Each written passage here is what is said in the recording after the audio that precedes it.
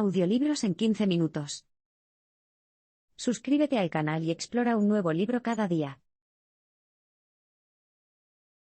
La duda, una fuerza influyente a lo largo del tiempo, a menudo se ha omitido de los libros de historia. ¿Recuerdas haber estado sentado en clase de historia y haber aprendido sobre todas las personas increíbles, llenas de ideas creativas, que mantuvieron sus convicciones y cambiaron el mundo? Bueno, si bien son ciertamente cautivadoras, las historias que nos cuenta la historia tienden a omitir una cosa: la duda. ¿Por qué? Porque los estados y las religiones a menudo han borrado de las tablas de la historia los argumentos e incluso la existencia de los que dudan, probablemente porque los que dudan han tendido a criticar marginalmente solo a esas instituciones.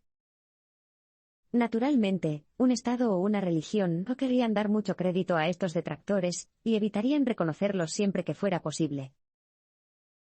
Tomemos el judaísmo. En el 200 a.C., muchas comunidades judías sustituyeron sus tradiciones por costumbres de la cultura griega, incluido su idioma, el ejercicio comunitario e incluso aspectos de la religión griega. ¿El resultado? Algunas autoridades judías vieron estas comunidades como una amenaza y las destruyeron. Ahora apenas se hace referencia a ellos en los textos religiosos oficiales del judaísmo. Pero incluso cuando la historia menciona a los que dudan, tiende a esencializarlos como individuos con ideas específicas. Esto se traduce en un eclipsamiento adicional de las grandes historias de duda y de las conexiones entre ellas.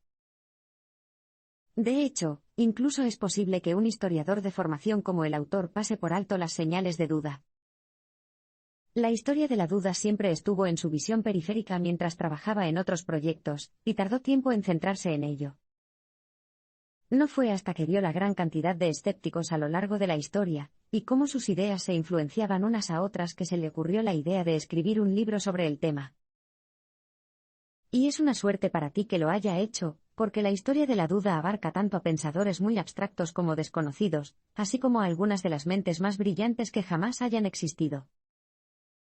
Pero, ¿hasta dónde se remonta esta historia? La duda es una práctica antigua y universal. Por lo tanto, está claro que la duda ocupa un lugar más importante en la historia de lo que nos han hecho creer, pero, ¿cuántos años tiene? ¿La duda es específica de una región o es un fenómeno global? De hecho, desde los albores de los tiempos ha habido escépticos. De hecho, la historia de la duda se puede rastrear desde la antigua Grecia, pasando por el Imperio Romano, hasta la Edad Media, los filósofos de los siglos XIX y XX y hasta nuestra propia era moderna. ¿A quién incluye la lista de los que dudan? Mentes tan brillantes como los filósofos griegos Sócrates y Aristóteles, Cicerón y el emperador Marco Aurelio de Roma, el filósofo francés Descartes, el pensador judío de la Ilustración Moses Mendelssohn, y científicos como Charles Darwin y Albert Einstein. Pero también incluye otro nombre que quizás no esperes: Benjamin Franklin. Así es, uno de los padres fundadores de Estados Unidos dudaba de muchas cosas, y especialmente de la religión, desde una edad temprana. Pero los que dudan no se limitan a Europa y Estados Unidos. Puedes encontrarlos en todo el mundo. Además de existir en los antiguos imperios occidentales de Grecia y Roma, ha habido escépticos en Oriente a lo largo de la historia. Tomemos como ejemplo a Confucio, que vivió en China alrededor del 500 a.C. Dudaba de una variedad de cosas, entre ellas la costumbre de hacer sacrificios a los antepasados muertos. Su perspectiva sigue viva, ya que sus enseñanzas influyen en la cultura y la filosofía no solo de Asia, sino del mundo hasta el día de hoy. Así como la duda no tiene fronteras geográficas, tampoco es específica de los hombres. De hecho, hubo muchas mujeres influyentes que dudaban en la historia. Durante mucho tiempo, las mujeres que dudaban lo pasaron mucho más mal que sus homólogos masculinos. Por suerte para ellos, y para nosotros, muchos de ellos se impusieron para ser conocidos hoy en día. Por ejemplo, Marie Curie, una famosa científica y escéptica, estudió los átomos, un concepto introducido por primera vez por los filósofos griegos. La investigación que llevó a cabo fue fundamental para la comprensión actual de la teoría atómica por parte de la ciencia, y le valió el Premio Nobel en 1903. Los que dudan a menudo han sido perseguidos y oprimidos. Pero el hecho de que los escépticos hayan existido en todo el mundo, y a lo largo de la historia, no significa que lo hayan tenido fácil. Sus diferentes perspectivas a menudo causaban problemas. Esto se debe a que la duda tiende a desafiar a las autoridades y a las clases dominantes. A lo largo de la historia, hay ejemplos de estos grupos que respondieron con violencia y opresión a los escépticos que amenazaron su permanencia en el poder. Esto se aplica tanto a los líderes religiosos, que no se conformarán con nada menos que una fe total en sus doctrinas, como a los políticos que exigen la aprobación de sus decisiones y la legitimidad de su gobierno. Como resultado, esos líderes emplearon tendencias opresivas que seguramente serían desafiadas por mentes dudosas. La Inquisición es un ejemplo particularmente inquietante. La Inquisición fue la policía ideológica de la Iglesia Católica en los siglos XV y XVI. Atacaron sin descanso a cualquiera que cuestionara la Iglesia o sus enseñanzas. ¿Y a quién atacaron? Entre las víctimas de la Inquisición había astrónomos que dudaban de que la Tierra estuviera en el centro del sistema solar. Un sacerdote y astrónomo italiano llamado Giordano Bruno fue declarado culpable de ateísmo precisamente por esta razón en 1600 y quemado vivo. Pero no fueron solo los propios escépticos los que ardieron por desafiar a la autoridad. Era habitual que los líderes políticos y religiosos prohibieran e incluso destruyeran los textos escritos por personas que dudaban, una medida destinada a frenar la difusión de doctrinas dudosas y, por lo tanto, de impugnar su autoridad. Como resultado, es extremadamente difícil reconstruir los pensamientos de los que dudan de la historia en la actualidad, una de las principales razones por las que la historia los ha olvidado. En la India del siglo VII a.C., el movimiento filosófico Carvaka puso en duda las doctrinas oficiales, incluida la creencia en el más allá. ¿Cuál es el destino de Carvaka hoy? Los únicos textos que se conservan existen como citas en las respuestas oficiales o en las desaprobaciones de sus enemigos. Todo lo demás ha sido destruido. Muchos de los ataques a la religión provinieron de grandes escépticos. ¿Qué es lo opuesto a la duda? Es una creencia, por supuesto. Pero, ¿qué ocurre cuando estas fuerzas contradictorias se encuentran? La religión y los escépticos que la han puesto en tela de juicio a lo largo de la historia son un excelente ejemplo. Esto se debe a que todas las religiones creen en algo, ya sea la existencia de un poder superior o una vida después de la muerte, verificable o no. Por esta razón, las religiones son un objetivo natural para los que dudan. Pero al igual que la duda, la creencia es un concepto antiguo. En la antigua Grecia, la religión y la creencia en un ser mayor con influencia sobre la vida humana eran las piedras angulares de la vida cultural y social. Sin embargo, incluso antes de la antigua Grecia, hay muchos ejemplos de sistemas de creencias anteriores. Dado que tanto la duda como la creencia tienen raíces profundas en la historia, hay muchos relatos de personas que dudan que se enfrentaron a la autoridad de la religión y la Iglesia. ¿Cómo? Por lo general, descubriendo falacias lógicas en los argumentos de los sacerdotes o proponiendo explicaciones alternativas a la aparición de fenómenos naturales como los truenos. Algunos pensadores griegos como Genófanes pusieron en tela de juicio las historias que explicaban cómo surgieron los dioses. Sugirieron, por ejemplo, que los dioses eran simplemente grandes héroes del pasado, humanos normales que se convertían en dioses a los ojos de la sociedad cuando se les atribuían poderes sobrenaturales. Pero eso no significa que todos los que dudan fueran antirreligiosos. Algunos tenían fe, pero cuestionaban ciertos aspectos de la misma. De hecho, algunos escépticos de la religión solo se resistieron por su profunda participación en la religión.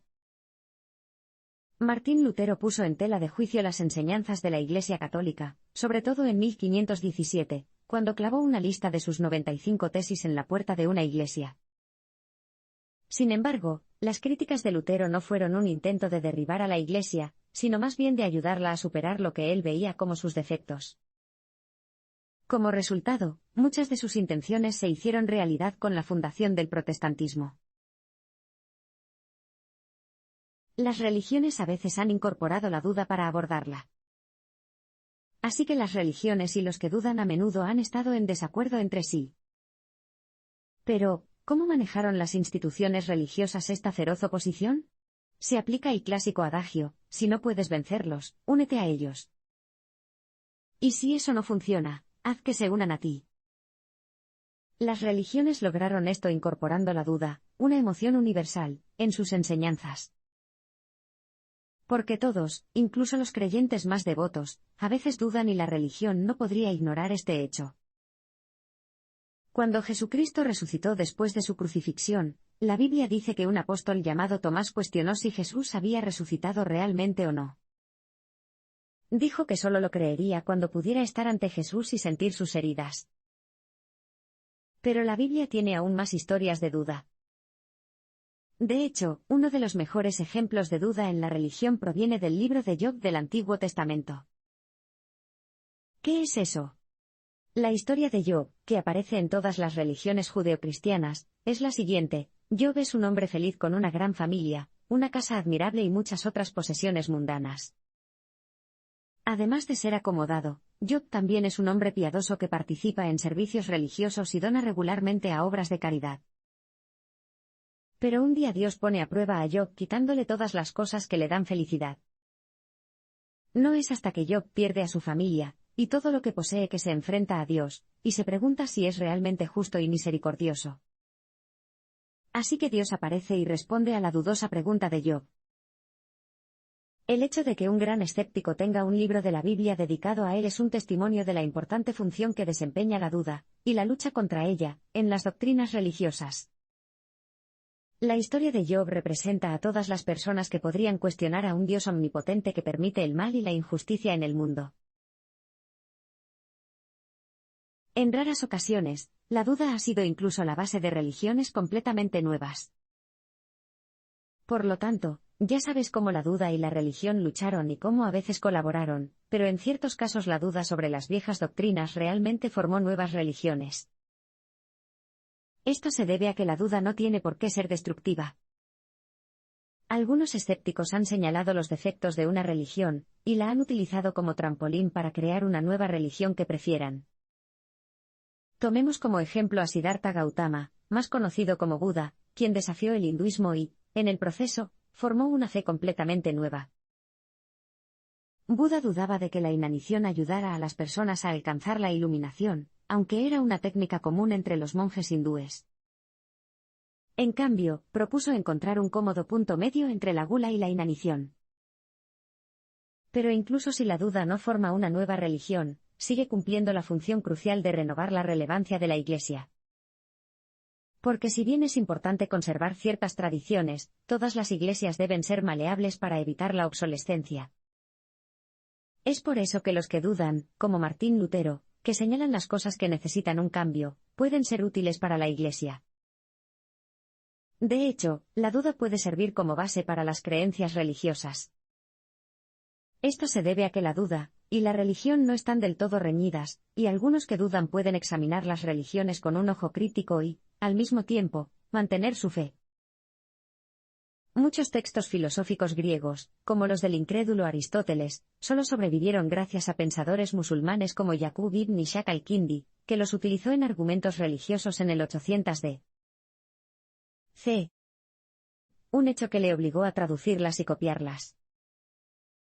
Así pues, la duda y la religión han tenido una historia larga e interesante, pero la duda también ha tenido una larga asociación con otra institución importante. La duda y la ciencia siempre han ido de la mano. Si bien la historia de la duda y la religión se basa principalmente en la diferencia, hay otro campo que parece coincidir naturalmente con una mente dudosa: la ciencia. De hecho, la duda es, en algunos aspectos, el origen de la ciencia. ¿Cómo? Desde el principio, los escépticos se rebelaron contra la creencia ciega, y trabajaron para desarrollar diferentes métodos de pensamiento y debate. Empezaron a cuestionar críticamente todo lo que podían, y solo aceptaban información derivada de datos empíricos y argumentos racionales.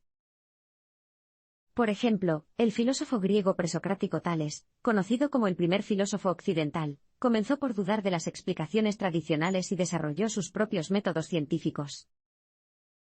Como resultado, predijo con éxito un eclipse solar ya en el 585 a.C. Pero tales fue solo el principio. Muchos de los que dudaban mucho eran científicos. Tomemos a Charles Darwin, un ejemplo estelar de la afinidad natural entre la duda y la ciencia. Darwin tenía muchas dudas y descartó fácilmente cualquier teoría que no encontrara convincente.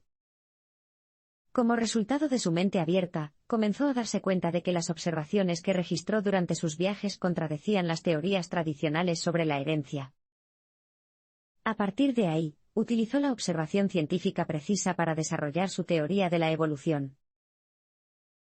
Aunque su teoría fue cuestionada inicialmente, comenzó a ganar terreno y hoy constituye la principal comprensión científica del desarrollo y la interrelación de las diferentes especies. Por lo tanto, la duda ha llevado a muchos descubrimientos positivos para la humanidad, pero no está exenta de desventajas. La duda puede hacer que la gente se desespere. No sería justo alabar la duda, y todos los efectos positivos que ha tenido sin mencionar sus consecuencias negativas. La duda puede llevar a la desesperación. ¿Cómo? Dejando a un incrédulo inseguro y deprimido. Porque si dudas de todo puedes empezar a sentir que nada es real y que es imposible saberlo con certeza. Como resultado, puede aparecer la depresión. ¿Has visto cómo los escépticos cuestionaron las primeras explicaciones de los fenómenos naturales, como desacreditar la idea de que los truenos y los relámpagos son causados por dioses enojados? Si bien esta estrategia es eficaz para producir un conocimiento más preciso a largo plazo, su efecto a corto plazo es poner todo en tela de juicio, lo que significa que las personas no saben qué creer ni cómo encontrarle sentido a las cosas. Esta es la razón por la que muchos filósofos griegos apoyaron los rituales y fiestas religiosas mientras dudaban de la existencia y la naturaleza de los dioses. ¿Por qué? Porque sabían que estos rituales cumplían la función esencial de consolar a las personas y darles una identidad común. Otro ejemplo de cómo la duda absoluta puede aumentar el conocimiento y, al mismo tiempo, confundir a la gente es la obra filosófica de René Descartes. Su meditación sobre la primera filosofía comienza por dudar de todo, desde la realidad de los objetos físicos hasta la confiabilidad de su propia percepción sensorial y la existencia de Dios. Llega a la conclusión de que todo lo que creía saber podría ser fácilmente un truco inventado por un espíritu maligno que lo engaña constantemente. Como resultado, el propio Descartes confesó que le era imposible dejar de lado sus dudas, lo que le hizo sentir que estaba perdido en aguas profundas. Pero la duda no tendría una historia tan larga si tan solo tuviera consecuencias negativas para la conciencia humana.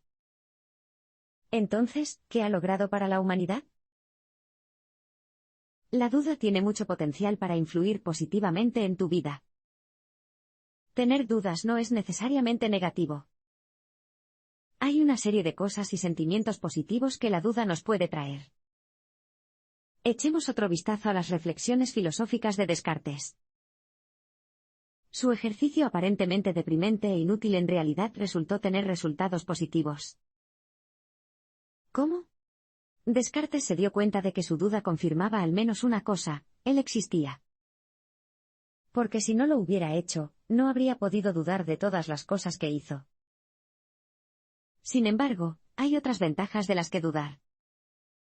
Los que dudan tienen una influencia positiva unos sobre otros. Muchos de ellos han afirmado que las enseñanzas de otras personas con ideas afines les ayudaron a llevar una vida feliz y productiva. Tomemos como ejemplo la obra de filósofos griegos como Sócrates, que influyó profundamente en el pensamiento de Descartes. Además, al examinar sus teorías y discutirlas con otros, Descartes, a su vez, influyó en otros grandes escépticos, como el filósofo holandés Baruch de Spinoza. Otro gran ejemplo de cómo los escépticos se ayudan unos a otros es la vida del filósofo judío Moses Mendelssohn, que vivió en Alemania alrededor de 1750. A pesar del desenfrenado antisemitismo de esa época y lugar, Mendelssohn logró sobrevivir y disfrutar de una relativa libertad gracias a los muchos escépticos y filósofos que lo ayudaron. Un filósofo amigo de Mendelssohn, llamado Marqués de Argent, convenció al rey Federico de firmar una carta protegiendo a Mendelssohn. Pero incluso cuando la duda lo confunde todo, a veces podemos simplemente aceptar el hecho de que no hay nada que podamos hacer con respecto a ciertas cosas. Por ejemplo, ha habido muchos escépticos que han pensado en las implicaciones y la importancia de la muerte. ¿Sus conclusiones? Muchos decidieron que la muerte no era algo de lo que preocuparse porque es imposible saber lo que viene después de ella. Sócrates pronunció un famoso discurso sobre las consecuencias de la muerte. En él argumentaba que nunca sabríamos con certeza si había o no una vida después de la muerte y, por lo tanto, no nos afecta. Al aceptar la incertidumbre de esta manera, Sócrates se enfrentó a su propia muerte con calma.